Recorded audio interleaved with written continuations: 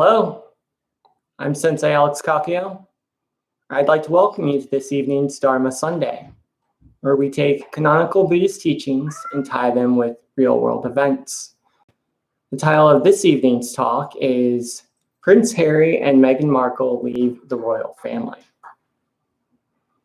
Before we get into that, please like this video and subscribe to the channel. That way you'll be notified when I post live streams in the future. If you'd like to do a deep dive into Buddhist training, check out my book, Perfectly Ordinary Buddhist Teachings for Everyday Life. There's a link to a sample chapter of the book in the description for this talk. And of course, these teachings are offered free of charge.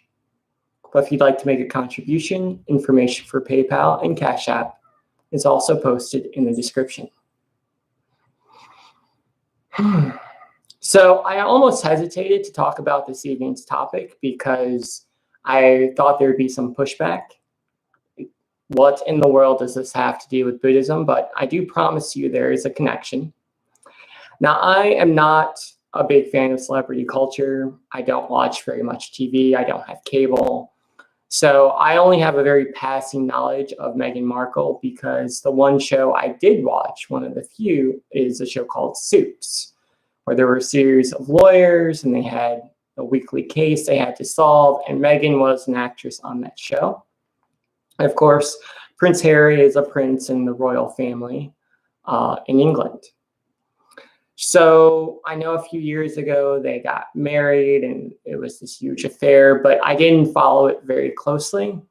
It was only recently when I found out that they had left the royal family, left England, left London, and I believe they're living in Canada now, that I kind of took notice, because that's different, right? You never hear about royals abdicating the throne and leaving the family. So I had some questions as to why that happened. And I guess a lot of people had similar questions because Meghan and Prince Harry did an interview with Oprah where they talked about a lot of the problems that they'd had with the royals and what caused them to leave that life behind.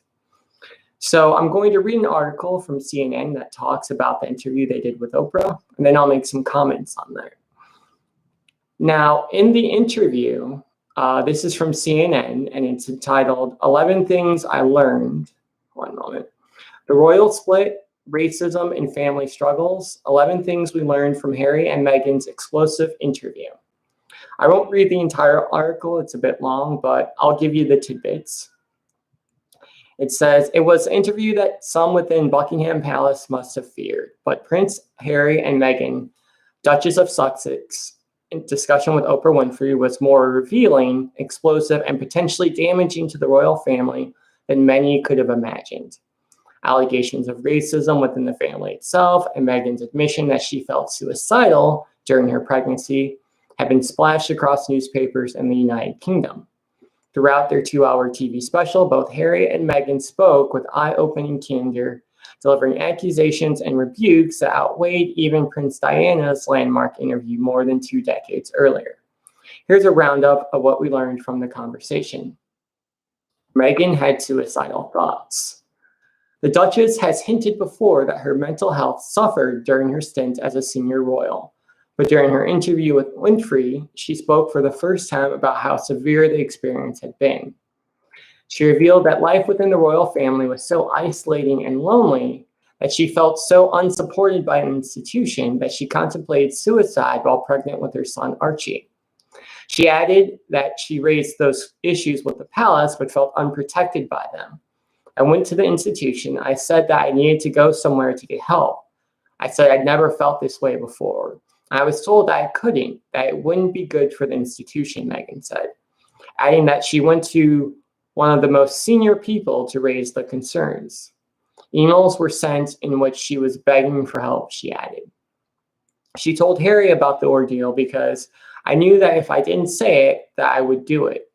And I just didn't want to be alive anymore, Meghan said. She revealed her thoughts to her husband as they sat on the steps of their cottage. Hours later, the pair had to attend an event in London. I can't be left alone, she remembered telling Harry after he suggested she stay home. I wasn't prepared for that, Harry said during the interview. I went into a very dark place as well. I wanted to be there for her, he said, that every day he came home from work after Archie was born, he would arrive to see Megan crying while breastfeeding their child. But he said he did not broach the topic with other family members. That's just not a conversation that would be had, Harry said. I guess I was ashamed of admitting to them for the family that very much have this mentality of this is how it is. The Duchess also revealed that she reached out to an unnamed friend of Harry's mother, Princess Diana, to talk through her struggles. I didn't know who to even turn to in that. And one of the people that I reached out to, who's continued to be a friend and confidant, was one of Diana's best friends. Because it's like, who else could understand what it's actually like on the inside, she told Winfrey. And then there's a tidbit, how to get help. In the US, call the National Suicide Prevention Lifeline at 1-800-273-8255. The International Association for Suicide Prevention and Befrienders Worldwide also provide contact information for crisis centers around the world. The article then goes on to say there were concerns in the royal family about Archie's skin color. Meghan said there was concern within the royal family about her baby's skin tone, and Harry condemned his relatives for failing to criticize colonial undertones in media coverage. Meghan told Winfrey that an unnamed member of the family raised the issue of how dark their unborn baby Archie's skin would be while she was pregnant. There were several concerns and conversations about how dark his skin might be when he was born, she said, in one of the most stunning revelations about the interview. That was relayed to me from Harry.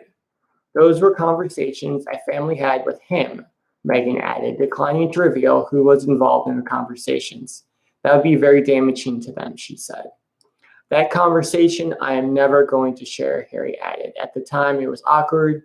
I was a bit shocked. When Winfrey asked if he could share the questions posed during the conversation, he declined, saying, "I'm not comfortable with sharing that." On Monday, Winfrey told CBS that Harry had said the royal in question was not the Queen or Prince Philip. But it was right at the beginning, he added. What will the kids look like? That was at the beginning when she wasn't going to get security, when my family suggested that she might continue acting because there wasn't going to be money for her. Another part of the broadcast, Harry also criticized the royals for failing to support them when lawmakers pointed out colonial undertones in the way that Meghan was covered in the British press. And then I'll do one more tidbit and then I'll make a comment. Harry and Meghan felt trapped in the family. My father and my brother, they are trapped, Harry said, lifting the veil on the extreme constraints the couple felt as members of the family. It's a very trapping environment that a lot of them are stuck in, he added at another point in the broadcast. The pair spoke several times about those constraints, relating them to their relationship with the media, their mental health, and their personal freedom. Harry said he could not have left the family had he not met Meghan. I was trapped, but I didn't know I was trapped, he said. They don't get to leave, he added, of his relatives, saying they are trapped within the system, that he has huge compassion for that. When Meghan joined the family, she said, that was the last time until we came to the United States that I saw my passport, my driver's license, my keys. All that gets turned over. I couldn't call an Uber to the palace, she joked at one point. Meghan also said she never received guidance on the formalities of the role. Unlike what you see in the movies, there's no class in how to speak, how to cross your legs, how to be royal. She said, describing how she would Google the words of the British national anthem at night to avoid embarrassing the family.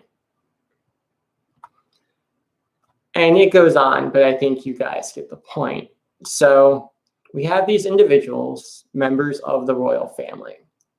And I think what's interesting about this situation is when we think of the royals, this is the peak of human happiness in our minds, right?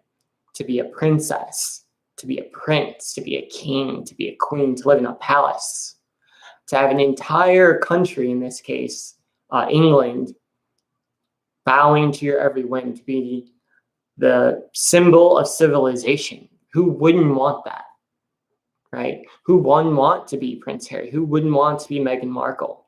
Who, even before she was a royal, had a very successful acting career. She started off on, I can't remember the name of the show right now, but she started off as a model. She became an actress on Suits. She was a millionaire in her own right, very successful.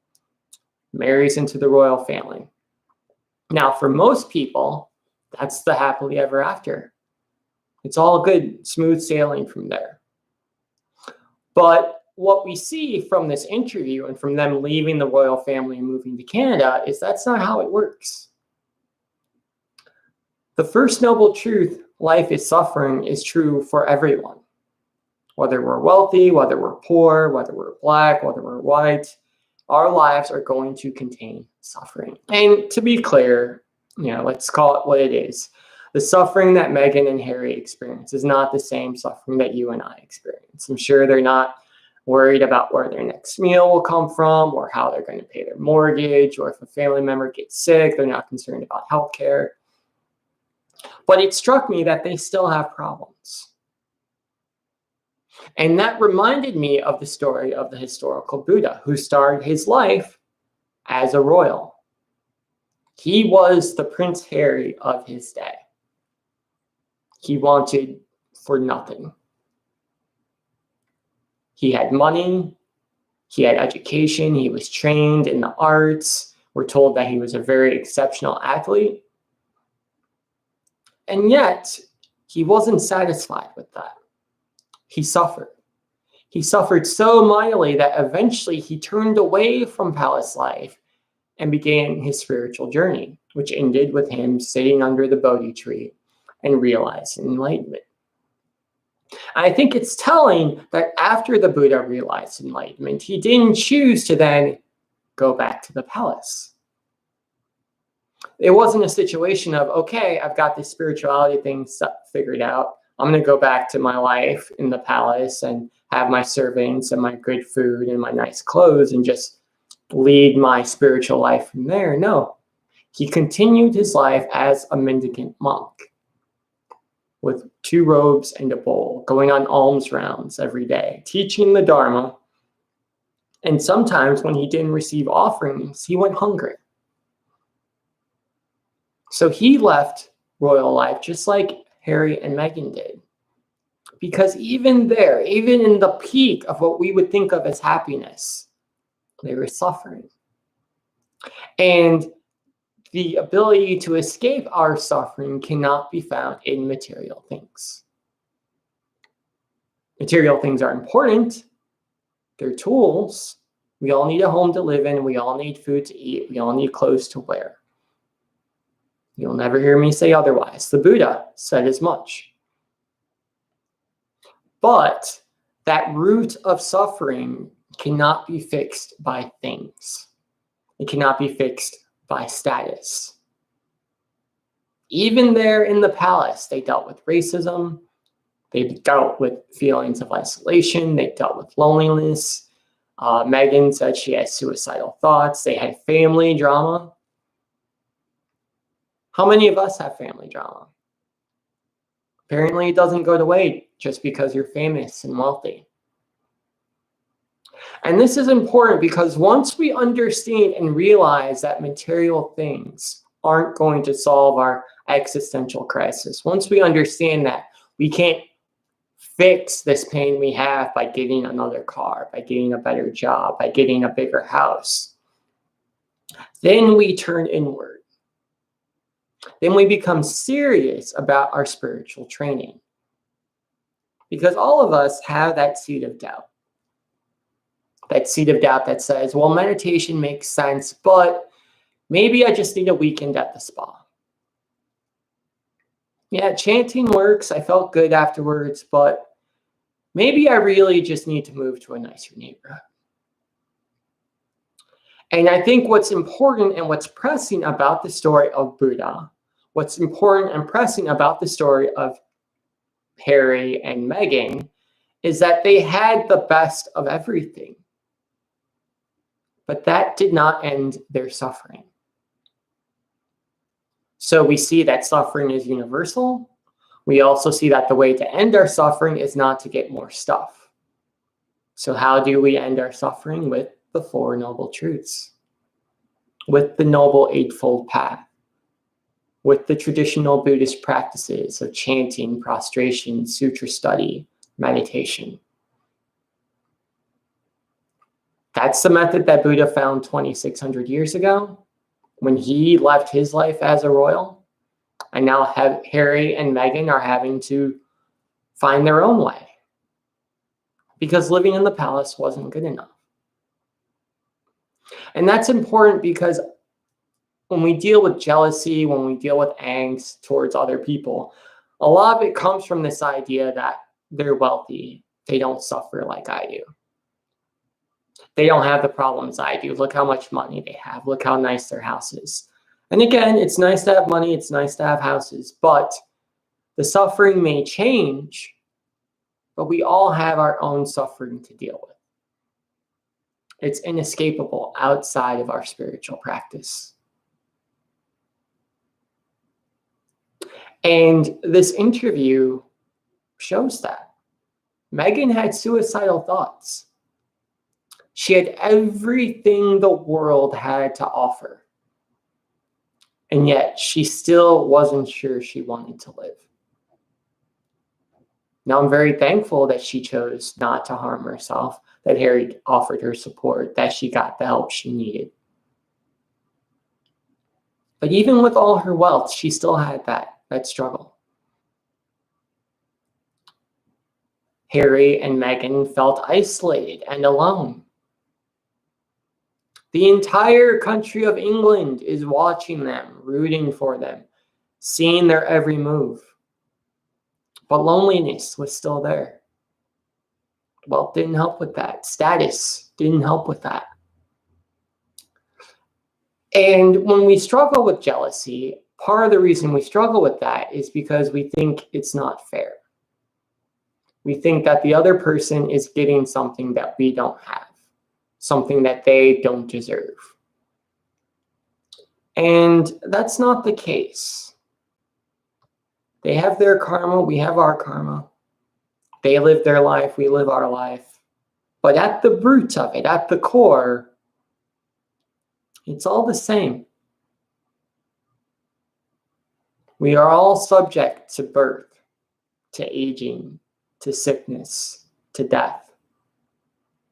We all meet enemies and lose friends. We all gain things we don't want and lose things we do want. These are the 8 winds of existence, 8 winds of suffering. And what we gather from this article is that they're just part of life. They're a part of this human experience, and they don't go away just because we get that new job. They don't go away just because we have more money in our bank account. They don't go away just because we start the new relationship. And we're able to work and deal with those things more skillfully if our expectations make sense. If we get the job with the expectation that, okay, now I have money to feed my family, then it's fine. If we get the job with the expectation that this will solve all of my problems, now we suffer. If we start the new relationship with the thinking that now I'm going to spend my time with this person, maybe share my life with them, and we're going to support each other through our challenges, now it works. But if we start the new relationship with this person will fix me, this person will make me feel better about myself, again, now we struggle. Realistic expectations are so important. And that's why the first noble truth is so blunt. Life is suffering. No exceptions. Meghan Markle, Prince Harry, no exception. Buddha, no exception. And we can take that first noble truth and we can be scared by it and withdraw. Or we can practice acceptance and rise up as warriors and accept the challenge of our lives and learn to work with our suffering skillfully. That's Buddhist training. That's how we escape suffering, not by running from it, but by diving into it. By by being willing to grab hold of it and look it in the face, to learn from it. This is why teachers say strange things like the difficulty is the path, the hardship is the way, because it's through our suffering that we learn, that we grow, that we develop. It's interesting if we go back to Buddhist cosmology. So there's the heaven realms, there's the hell realms, the animal realm, the hungry ghost realm. And right in the middle, there's the human realm. And it's interesting because we have gods in Buddhism, but we don't worship them. We treat them the same way they treat Thor in the Marvel universe. Human beings with superpowers, essentially. And the gods in Buddhism are actually pitied. We feel sad for them because their lives are so easy that they don't have the motivation necessary to practice spirituality. And because of that, they never realize enlightenment. Instead, they become very envious, very arrogant, very jealous because they're so attached to their nice things that they can't see past it.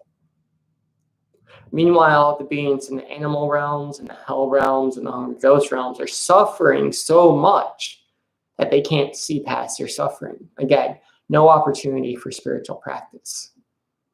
It's only in the middle, only in the human realm that we have the opportunity to see our suffering and work with it skillfully. We suffer, but we also have the mind abilities to work with our suffering in a way to end it.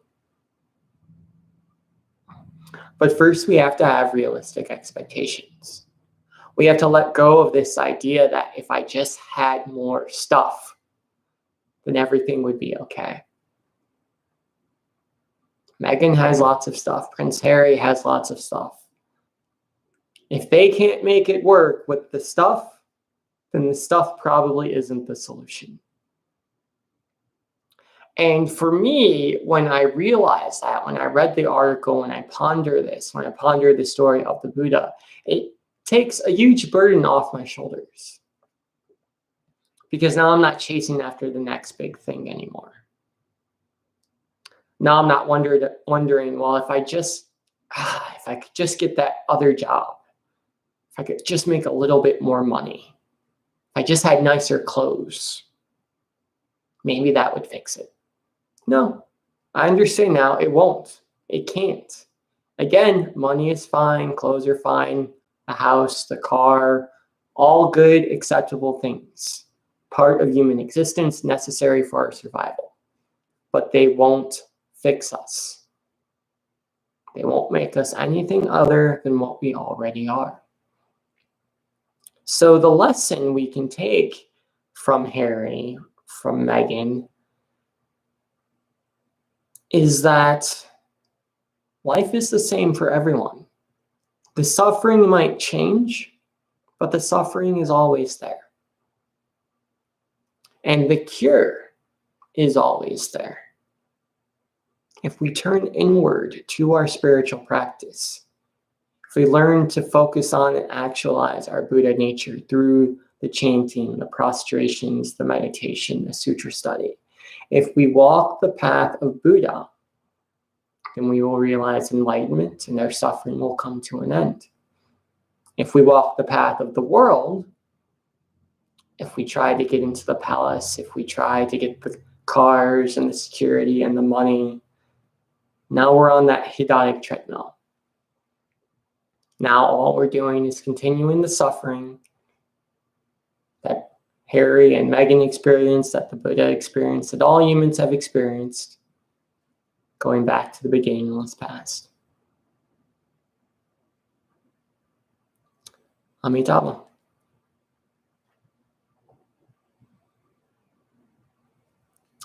So that's the talk for today. I hope it was helpful.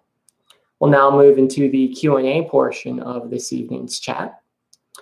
So if you have questions about tonight's talk, about the article I read from CNN, about Buddhism in general, or comments you'd like to share with the group, type them into the group chat. I'll be sure to respond. And while we're doing that, I'll just make a few announcements. So this is Dharma Sunday. We do it every Sunday at 6:30 p.m. Eastern Standard Time. The practice consists of a Dharma talk, followed by a Q&A. I try to tie the talk to some current event that's happening. I'm a big believer that it's in everyday life that we find the Buddha. So you may be shocked sometimes by the title, but I promise there'll be a Dharma lesson in there somewhere. Also, every Wednesday at 6:30 p.m., we do meditation and sutra study, Eastern Standard Time, also live streamed at this channel. And what we do there is a little bit more involved. We do a 15-minute guided meditation, followed by a reading from the sutra. Next week, or this week rather, this coming Wednesday, we're starting the Awakening of Faith in the Mahayana Sutra, which is very exciting. Then there's a Dharma talk, followed again by a Q&A. Please don't forget to like this video and subscribe to the channel. I appreciate your support, and that way you'll be notified when I post talks in the future. So, looks like we have some comments coming in, questions. We have Frank Ingiosi did the bow emoji. Thank you, Frank. I appreciate you being here. Allison Gerfin did the bow emoji, followed by a purple heart. Thank you, Allison. I appreciate you being here. Michael Hill also did the bow emoji. Thanks, Michael. Amidala. Divad Buddha X said, there's an old Taoist story about a mythical creature called the seabird. One day, a king captured the seabird, locked it in a cage. The king wanted to show his gratitude. Continued on next comment. Okay. Oh yeah, there's several here. I'll just read them all the way through. The king fed the bird delicious food, had his musicians play the best music for it, and decorated the bird with jewels. However, the bird was unimpressed. The bird was confused by the offerings of food and jewels, was scared by loud music, and was depressed by its confinement. Later, the seabird dies, and the king was very angry and upset. The king treated the bird like royalty. Why did the bird die? The reason is because the king didn't understand the nature of the seabird. Instead of flying free, it was trapped. The bird doesn't eat human food, nor does it enjoy music. Everyone has their own nature, and people force other people to be something that they're not. Per usual, Divad, you've made a very excellent comment, a very excellent insight. And that story is so true. So true. The king, as you said, did not understand the nature of the seabird, so he inadvertently killed it. We don't understand our own true nature, so we inadvertently harm ourselves in the process. We are Buddha. We need to do things that align with our Buddha nature in the same way that the seabird needed to fly free because that was in alignment with its seabird nature. When we're out of alignment, we suffer. When we're in alignment, we do not.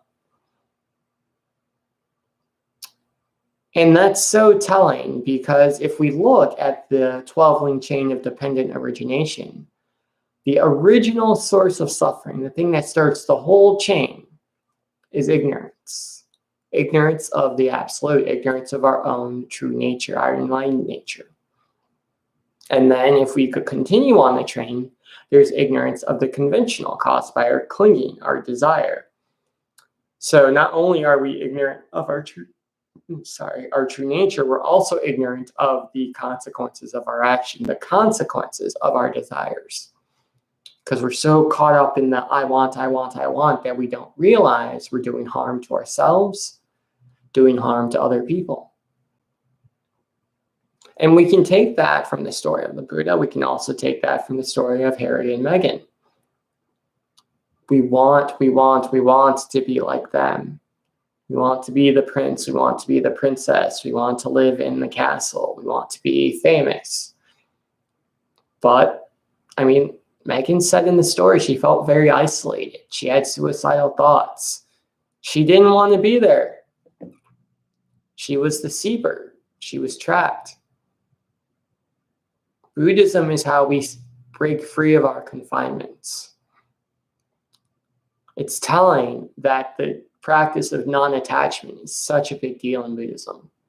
It's not detachment. We don't stop interacting with the world, but we are non-attached. We look at it more skillfully with the understanding that these things are temporary, that they're ephemeral, that they will change and go away over time. And if we do that, then we're not jealous of the royal family or a famous football player or a celebrity, because we understand that, oh, they're very wealthy and that's great, but wealth is temporary. Wealth doesn't bring long-lasting joy or satisfaction. And the fact is, we're all, Megan, we're all here. We've all done the same thing they did, chasing after the stuff in the belief that if we just got to that next level, everything would get better. But we're just trapping ourselves like the seabird, confining ourselves in a cage of our attachments, whether the attachment is money, whether it's jewels, whether it's status. Buddhism is how we free ourselves. Excellent insight. Thank you. Alison Griffin says, at Divad Buddha X, thank you for all your typing with a smiley face. Thank you, Divad. That was a lot of typing, but it was very much appreciated. Divad Buddha X also says, beautiful lotus flowers grow from the mud and dirt. The most compassionate, wise, and beautiful people grow from suffering. That's true. That's very true. And I've often wondered why that is. And I believe it's because you're put in a position where you have no choice but to grow. So remember, in Buddhist cosmology, we actually feel sad and sorry for the beings who live in the heaven realms and the God realms, because they don't have that opportunity to grow. They have too many toys to pull from, too many opportunities to hide from their suffering, so they never have to address it. But us, human beings down here in the mud, we can grow to be that lotus flower because we have no choice. We have enough money to live, hopefully, but we don't have enough money to go on the vacation or the cruise or to buy the mansion, the palace. So what do we have to do? We have to turn inward. We have to practice spirituality because there's nothing else to turn to. This was my life journey. When I was working in corporate America, I tried really hard through all the materialistic things, the clubs, the parties, the alcohol, the nice clothes, the fancy suits, the car. None of it worked. And once I ran out of stuff, then I turned to Buddhism. But if we're not down here in the mud, we never run out of stuff. We never give up trying. The Buddha had to give up trying. And I believe that's why he didn't return to the palace after realizing enlightenment. He did go back to speak with his father and his wife and his son, but he never returned to royal life. He never became a prince again, because he understood he had to be down in the mud. He needed that struggle in order to realize and maintain his actualized enlightened nature. And this is great because then when we get that realization, we actually become grateful of our suffering at times. Instead of seeing it as a problem, we see it as an opportunity for practice. This person mistreated me. Wonderful. Now I can practice acceptance. This person needs help. Great. Now I can practice compassion. I had a terrible day and I am suffering. Good. Now I have a reason to chant and to meditate, to bow in front of my altar and give my suffering to Buddha because I can't carry it anymore. It's humbling. But we need to be humbled in order to realize enlightenment. There's no other way. The Buddha had to be humbled in order to realize enlightenment. Harry and Meghan have to be humbled in order to realize enlightenment. It's the same for them, it's the same for us.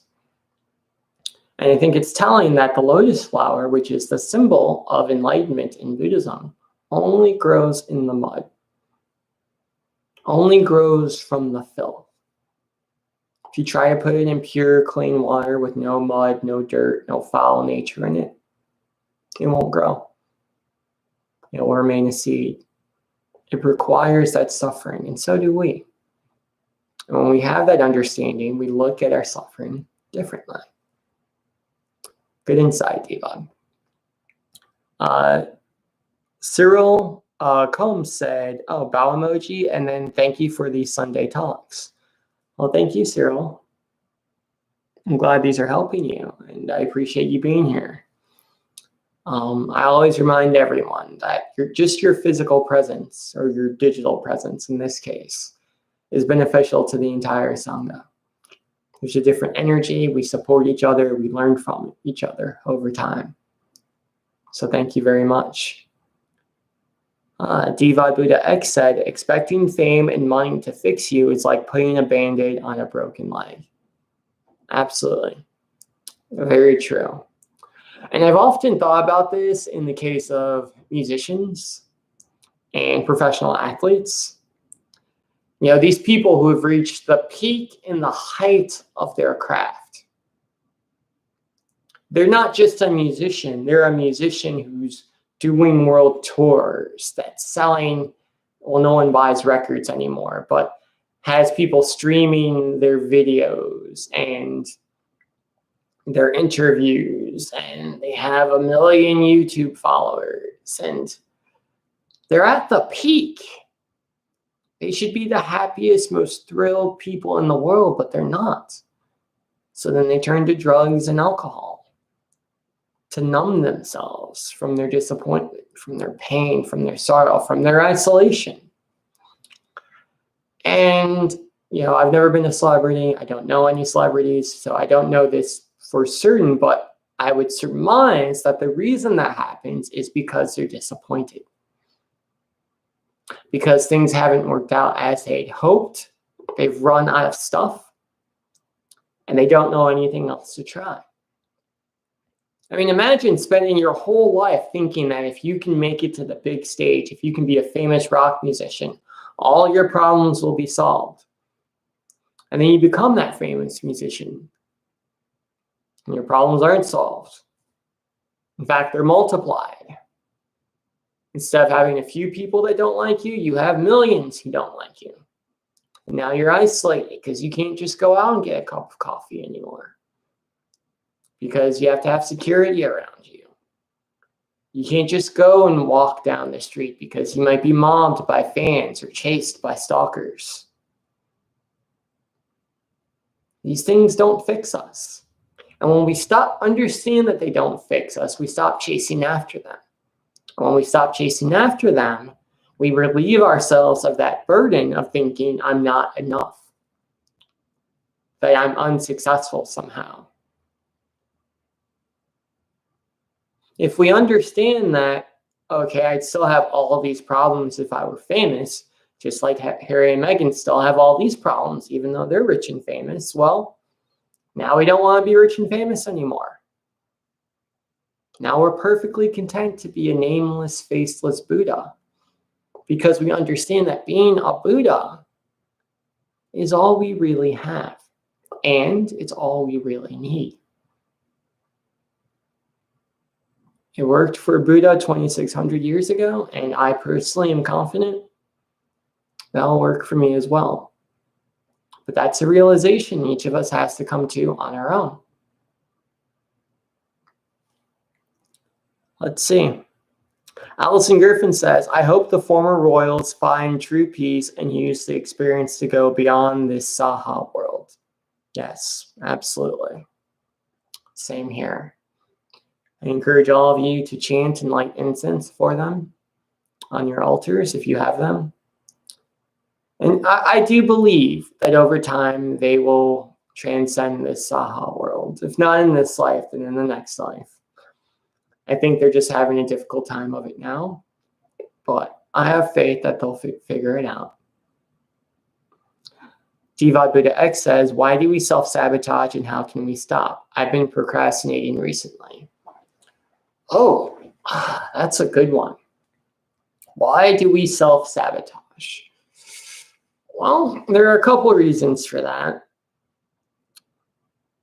The biggest one is probably because we don't realize we're self-sabotaging. We're so caught up in our desires and the I want that we don't realize the harm we're doing.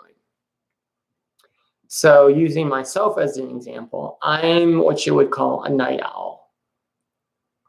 So my natural circadian rhythm, if I could do whatever I wanted in life, I'd go to bed around 2 o'clock in the morning, and then I wouldn't wake up till around 10. I've been this way since I was a kid. And, that's fine. It's all well and good. The problem comes, however, in that I have to get up for work in the morning, and work doesn't start at 10. So before I started practicing this path, what would happen is I would stay up until 2, 3 in the morning, and then I'd get up around 6 to go to work. Now I'm tired and I'm cranky, so I'm drinking energy drinks. Now I'm jittery. And I'm not putting 2 and 2 together that if I just go to bed earlier, I won't be so tired the next day. Because I was so caught up in the I want. Remember, suffering is caused by desire. And my desire was I wanted to watch movies. I wanted to watch YouTube. I wanted to play video games. I wanted to go out with my friends. So I was self-sabotaging. I was causing myself unnecessary suffering. And it wasn't until I started meditating that suddenly I realized, if I go to bed at a decent hour, I won't be so tired, and I won't have to drink energy drinks, and my hands won't be shaking while I'm talking to people. But we don't realize this because we're caught in this mind of desire. This is why, again, the genius of the Buddha, he just nailed it when he talked about human behavior and human understanding and human nature. Life is suffering. Suffering is caused by desire. We self-sabotage because we're caught up in our desires, and our desires lead us to suffering. So how do we get away from that? Well, the way to end suffering is to end desire. The way to end desire is the Noble Eightfold Path. It always goes back to the Noble Eightfold Path. I think the other reason we self-sabotage is that sometimes we just don't like ourselves very much, because we live in a world that tells us we don't have value. It tells us that we're not good looking enough, we're not smart enough, we're not wealthy enough. And because we have all this anxiety and depression because we're chasing after things, we try to numb ourselves with TV, with movies, with social media, with drugs, with alcohol. And that feels good for a while, but it causes long-term struggles, long-term problems. Again, we're self-sabotaging. You mentioned that you've been procrastinating recently. I wonder if maybe the reason you're procrastinating is, are you worried about the end result? Are you worried that if I do this and I don't do it well enough, that something bad will happen, so you're trying to avoid it? I only say that because I found that that's what I struggled with my work. I wasn't sure that my work would be good enough, so I put it off and put it off and put it off. And eventually I got to a point where I had to do it, so I would do it. And then after I did it, because I'm always wanting, I'm beating myself up because it's not where I want it to be, which causes me to procrastinate more. But once I realize and accept that life is suffering and that my work will never be perfect, I stop procrastinating because I'm going to do my best. And whatever happens, happens. Maybe it's perfect, maybe it's not. Either way, it's the best that I can do. And I leave it at that. And then my procrastination stops. Also, being willing to put down the things that are distracting me from my procrastination. Okay, this movie on Netflix is cool. I'm enjoying it, but If I sit here and watch this instead of doing this thing I need to do, working in the garden, let's say, then I'm going to create additional suffering for myself. So I'm going to stop this thing that I'm desiring. I'm going to put this down. I'm going to close the laptop. I'm going to do this thing that needs to be done. Because now, instead of being focused on the short-term pleasure of the situation, I'm focused on the long-term consequences of my actions. And that creates more joy, more happiness for me instead of sorrow. So I think that's why people self-sabotage. Either they do it unknowingly because they're caught up in the mind of desire, or they do it knowingly because they just don't feel they're good enough or worthy enough to have the things that they're working towards. This is why understanding our own Buddha nature is so important. If we understand we're Buddha, we don't care what happens outside of ourselves.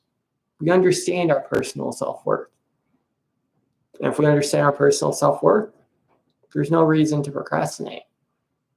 We care for ourselves in the same way we would care for a priceless painting or a very nice car. It's always astounding to me how much effort people put into taking care of their things, but they won't put any effort into caring for themselves. I'll spend countless dollars to take care of my car, but I won't spend money to go on a meditation retreat because we value the car more than we value ourselves. Diva Buddha X did the bow emoji. Thank you, Diva. I hope that answered your question.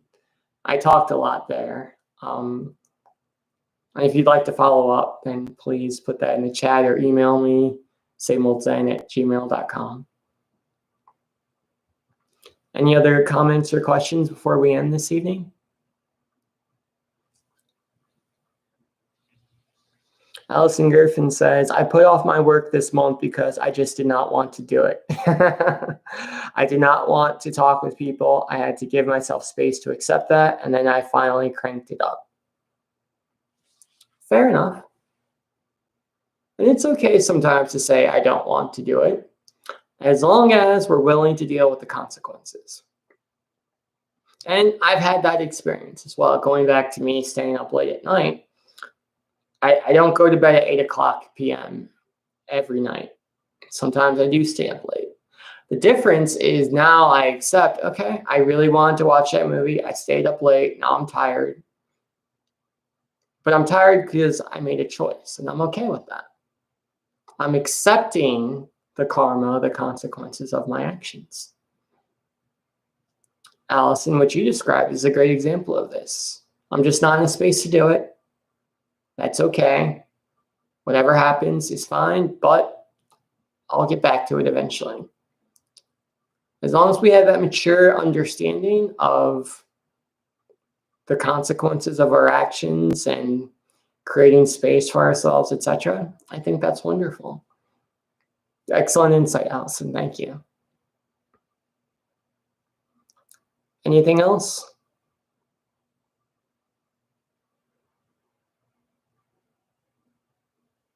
If you're just tuning in, this is Dharma Sunday.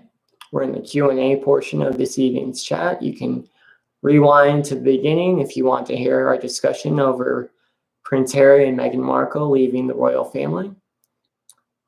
Any comments or questions, just type those in the chat. Allison Griffin says, Namu Amida Butsu. Namu Amida Butsu. Thank you so much, Allison. I really appreciate your comments. They always add to the discussion.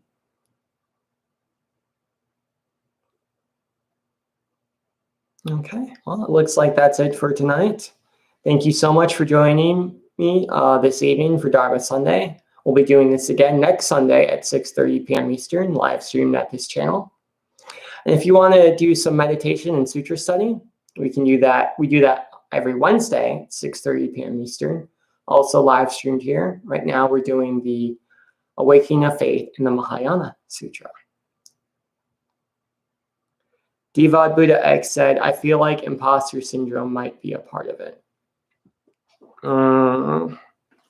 That's real. That's real.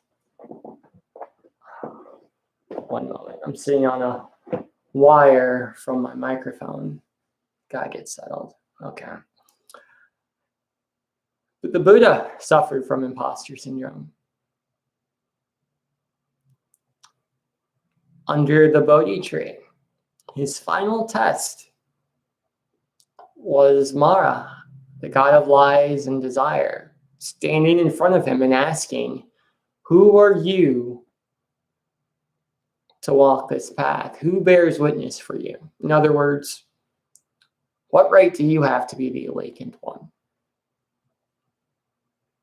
And the Buddha and Mara had an army behind him, a host of ghosts and demons, etc., bearing witness for him. The Buddha had no one.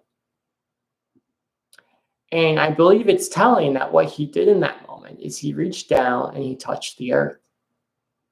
He said, "The earth bears witness for me." Then Mara disappeared. His host of demons disappeared. The Buddha's doubts disappeared because he remembered that he was part of the earth. And I think there's two parts to that. One, that he was literally part of the earth, but also he remembered that his own Buddha nature, that he wasn't becoming the Buddha, that he already was the Buddha. So, similarly, if ever we feel imposter syndrome, I feel that sometimes. And I have to remind myself, I'm a Buddha. I'm an awakened being. I have an enlightened nature. I may not always act like it, but I'm working towards it. I have inherent worth and value. And this is so important because we live in a society that tells us we're imposters all the time. We're not good enough. We're not smart enough. We don't have enough degrees. I spoke to a woman the other day. We weren't talking about Buddhism. We were just chatting. And she said she has a PhD in physics. Brilliant woman. And she was telling me how she sometimes gets nervous when she gives talks at conferences. If you're a scientist, I guess you go to lots of conferences and talks to other scientists.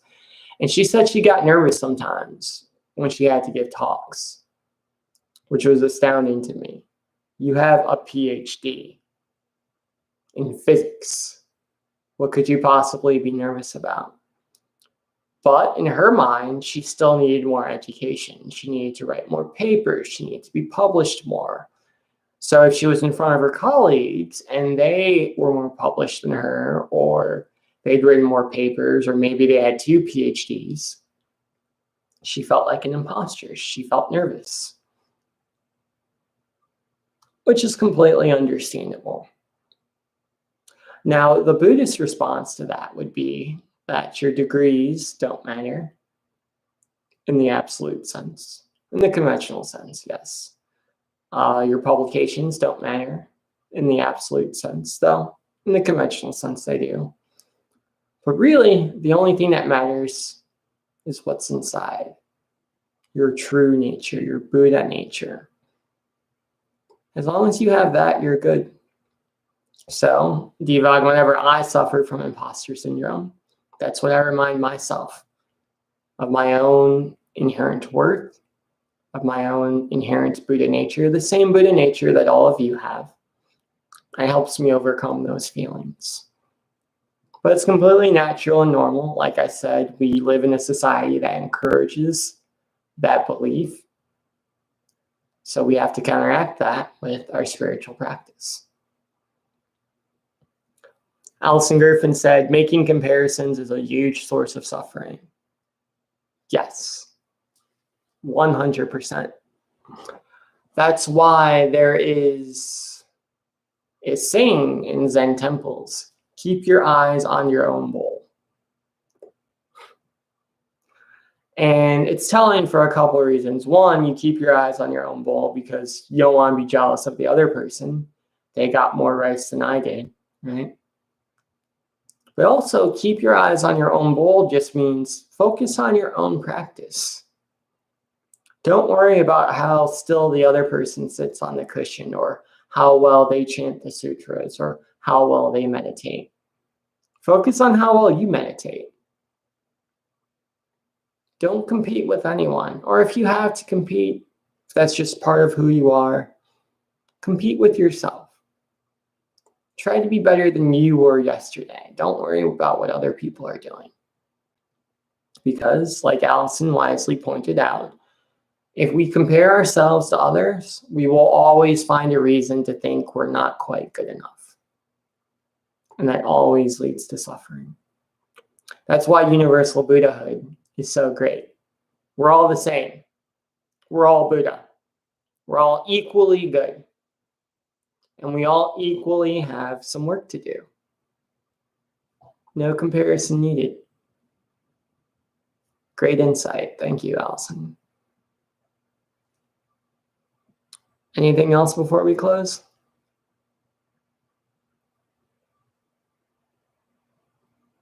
Going once, going twice. Wonderful. Well, thank you so much, everyone. Until next time. Amitabha.